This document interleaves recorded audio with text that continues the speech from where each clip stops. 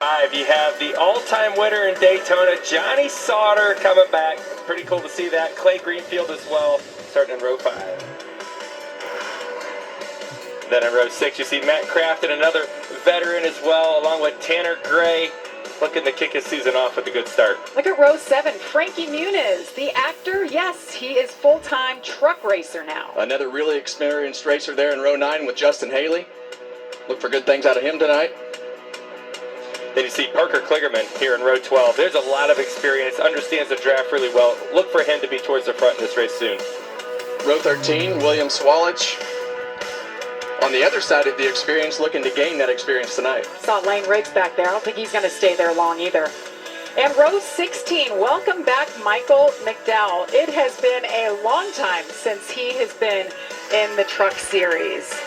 For more on him, let's go down to Regan Smith. Hey, Regan. Like 2020 well, good last evening, time Jamie, and you're right. It has been a long time for Michael McDowell. In fact, 16 years since he last ran in the Truck Series. Furthermore, though, it's been 13 years since the last time we had a Daytona 500 champion run in the Craftsman truck race here at Daytona. That was Ward Burton back then. I asked Michael earlier today, what are your thoughts on this race coming up this afternoon or this evening?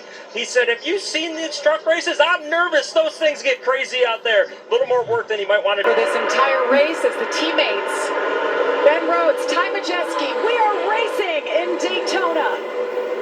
Immediately you see the teammate 3-start. I call it the okie dokie. The leader came down in front of the second place car. That shows me right off the bat that those two trucks want to work together. That's exactly what Ben Rhodes told you on the radio. That's what he hoped would happen. Yeah, and as we see the start of this race, you see those two trucks on the outside immediately start to push a little bit. There's definitely a rule here. You can push on and off of the bumper, but you can't stay locked to the back bumper. Chandler Smith in that yellow 38 truck on the outside. He's the one we talked about in that huge wreck last night. Already up there making moves. That made me nervous right there, Kevin, watching the 9 get there with Ben Rhodes there. He's barely clear. And a lot of people, as you're watching this race, you'll see these trucks move around a lot. You watch the Cup cars and Xfinity cars, they won't move around as much as these trucks. These trucks get huge runs up to the back bumper of each other. When they push each other, the way that the front bumper is designed, it almost lifts the back up just a little bit. Somebody got forced out of line. He's going way low, too. Got shuffled out. Things got a little heated there. It's so easy when you get to these back bumpers. If you're not offset a little bit to the right, as you see that lead truck on the outside there almost start to dance around in the back, but you have to get comfortable being pushed. You have to get comfortable pushing in order to make good progress, and especially get comfortable with it so at the end you know what you're doing. Exactly, and you want to know which cars can take those pushes, right? You may try a couple different cars, push someone, because it's not just the driver that's doing a big part of it. The car setup is a big piece of how your truck can take a push. Ben Rhodes continues to lead over Chandler Smith. Grant Enfinger third. He's a former winner here. He knows how to do a thing or two with this drafting.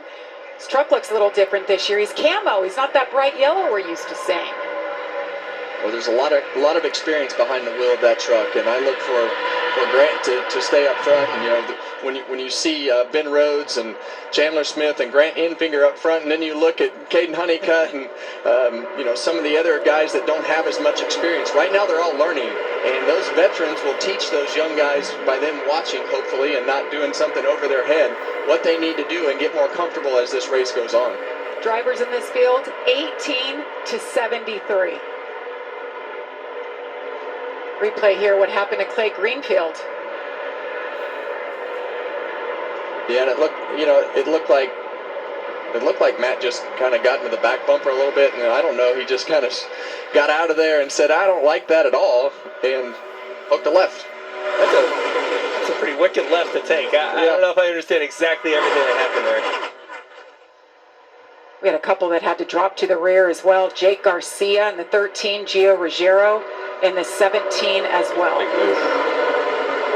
You see it.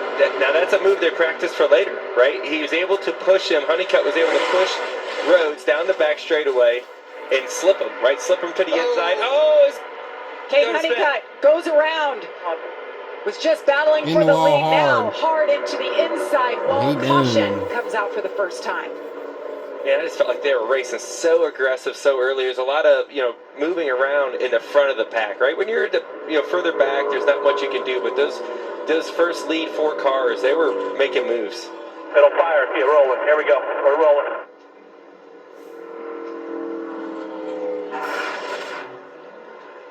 See what happened here coming off of turn 4. Watch the lead truck here, 45. Yeah, you're going to see the 38 get to the back bumper of the 45 just a little. Oh, got a little bit loose right there. It looked like it hit. There's some bumps coming off of turn 4 right there, and sometimes it'll just get the truck loose, or if you touch that splitter just barely on the apron, it'll make that truck come around. 4 laps in, 96 to go. We are under caution for this incident right here. Kane Honeycutt. First crash of the night.